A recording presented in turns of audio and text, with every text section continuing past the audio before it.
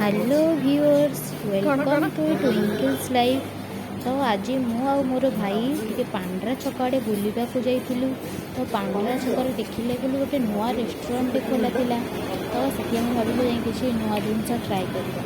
मु आपण मानकु देखौची से नुआ रेस्टोरेंट आपण माने जेतेबेले भी सियाड़े जाआंतु तो ये निहाती ट्राए करेंगे। तो खाଇବା तो सब बहुत टेस्टी थिला। देखो सांग माने से रेस्टोरेंट ना हूँ श्रीकृष्णा साउथ इंडियन रेस्टोरेंट। तो एपटे साइड आमर देखु पांड्रा छकटा। तो एपटे गला बेले तार एपट साइड्रे गला तो एपटे झारपड़ा आड़े पड़ो। तो एपटे गले तो चलते भीतर को जा किसी ऑर्डर कर।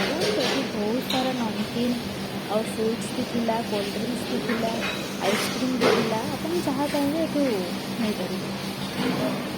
तो मोर मो भाई किसी समोसा और डोसा ऑर्डर करूँ। तो किस समय लगे आसीजा। तो यहाँ देखो तो बहुत बढ़िया लगे।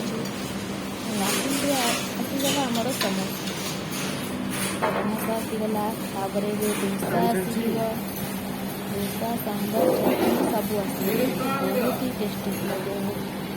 तो भाईर मोर टे मिठा खाइबा पसंद करे। तो भाईर फेवरेट है छेनापोड़। तो से किसी छेनापोड़ आनी आ किसी स्टीम संदेश आनी। तो ये बहुत टेस्टी थी, बहुत फ्रेश थी। तो घर को चलू। जदि भिडियोटी भल लगे लाइक शेयर और सब्सक्राइब करेंगे।